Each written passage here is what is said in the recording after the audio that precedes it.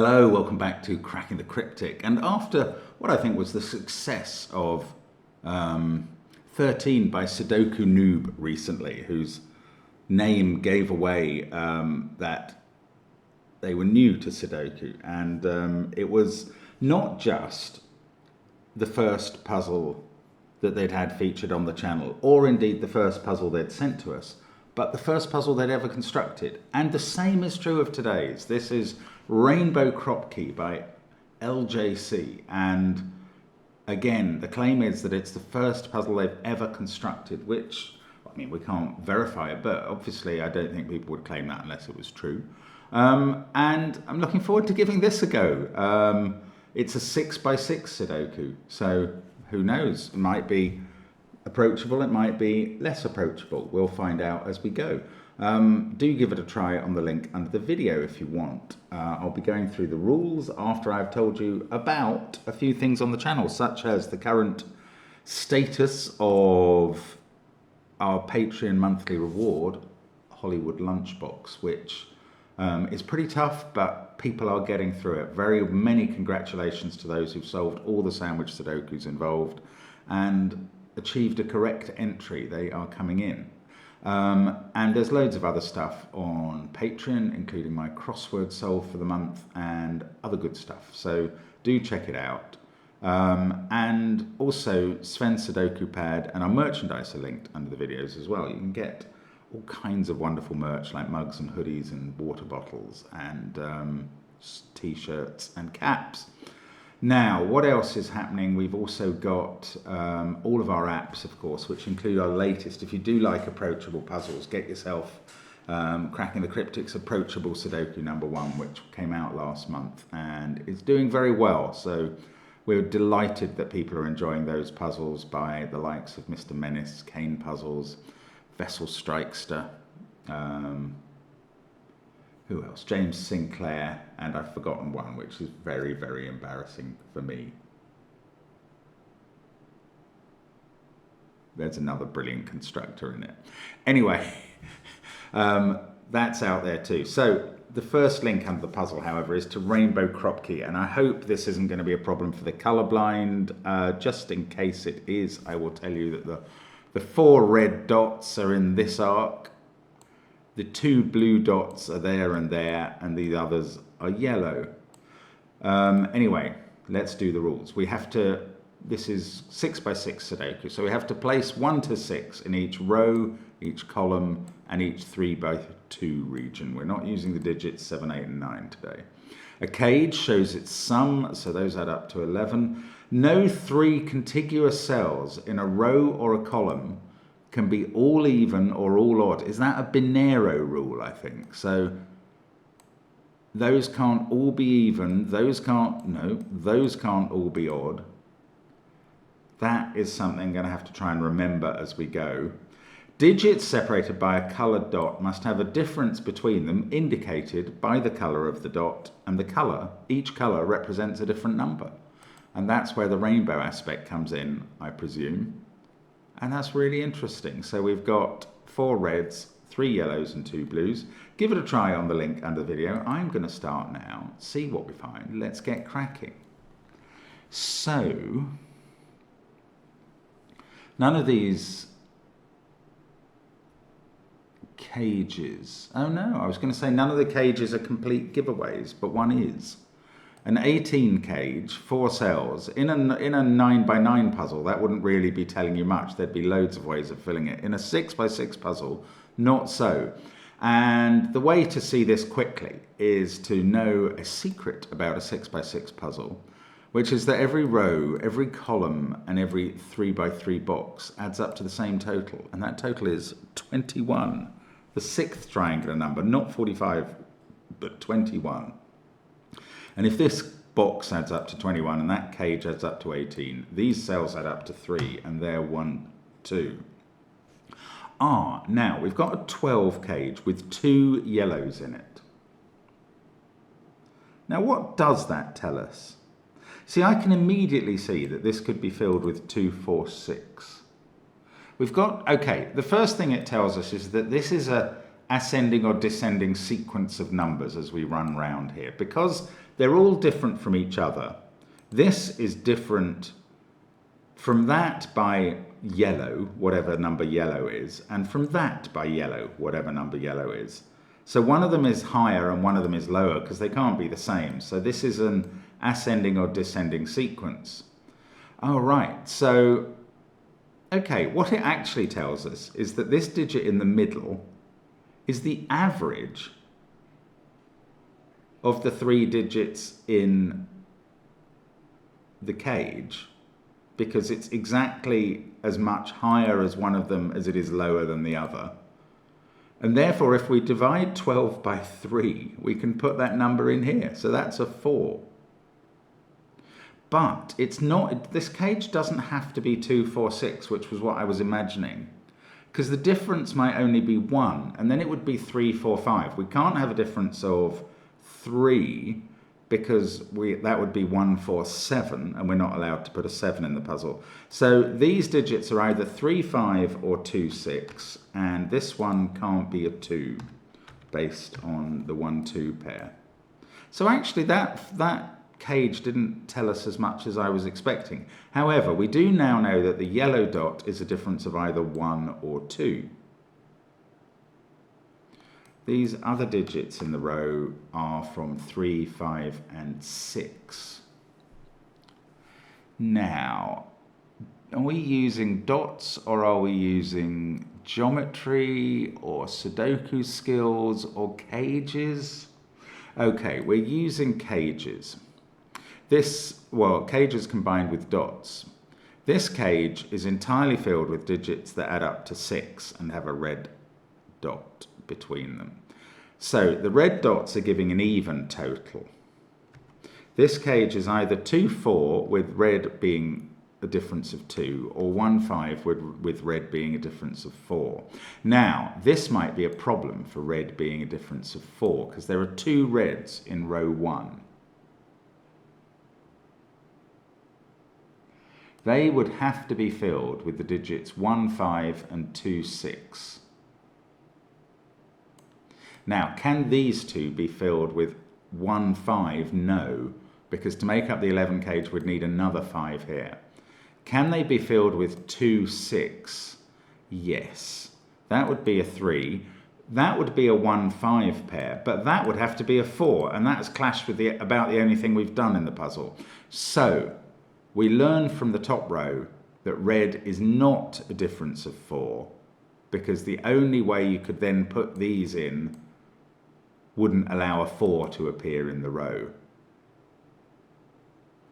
Okay, that works. So red is not a difference of 4. Red is a difference of 2, and that is a 2, 4 pair. Now we can take that straight down here and say that now we know there was a rule that each colour represents a different number. Now we know that yellow is not a difference of 2. So yellow is a difference of 1, and that is a 3, 4, 5 cage. And these digits are 1, 2, and 6 in the rest of the box. Red is a difference of 2. Yellow is a difference of 1. Blue is therefore not 1 or 2. And therefore I'm going to rule 3 out of this cell, which would have a difference of 1 or 2 with the cell below. Now what's red? Red is a difference of 2. So, oh, and this has always been true. These 2 cells would always add up to an even number, whether red was 2 or 4 from that. So this is an odd number to make up the total to 11. Do either of those... Red has a difference of 2. We haven't used 2 and 4 in the row. Ah, right. That's quite interesting. 2 of these have 1 parity, and 2 of them have the other parity. When you've got this difference of 2 operating on red dots, every dot appearing on a red cell... Oh, and I'd forgotten the Binero rule. Oh, that might be... I wonder how much it'll matter. Anyway, what I've first discovered is that we have to put a 4 in this row. It's going to go with either 2 or 6 on one of these dots. The other dot then can't have any even digits because of the difference of 2. It's going to use 2 digits from 1, 3, 5. And the way I'm looking at that now is that since these are 2 odds and 2 evens, and we know this is odd, that is even, and therefore that is 6, and this is 5, and now we can fill in 3 and 5 down here. And the difference on blue, it's either 3 or 4, and it's happening here. So these can't be selected from 3, 2, 1. They must include a 6. And they can't be 6, 1, because that would be a difference of 5. So they're either 6, 2 or 6, 3. This cage now can't have a 6 in because 6 is in there, and it can't have a 3 in because 3 is in there. That is a 2, 5 pair. And now we're getting quite a bit done. Now there's not a 2 here. Now this is a 6, 3 pair. Blue is a difference of 3. I'm deliberately not applying the Binero rule just to see how far we get without needing it. That's a 2 now. Because it amuses me to see. Now, this is a difference of 2, but it could still be 2 even digits if it went 6, 4. Or maybe one way to look at it is that there is a 1 on that dot because of where 1 can't be in box 3. So that's now a 1, 3 pair. This yellow pair is a difference of 1.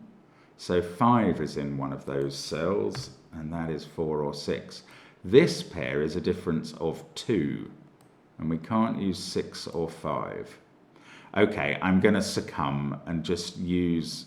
I wonder still if with some deep logic this puzzle could be solved without using the Binero rule, but I am going to use it. So let's colour the cells that we know the parity of, and those ones go blue for even, these ones go orange for odd, and we're not allowed runs of 3, which is a very limited number to be fair. So I'm sealing off any runs of 3 that would occur if the cell was the other colour.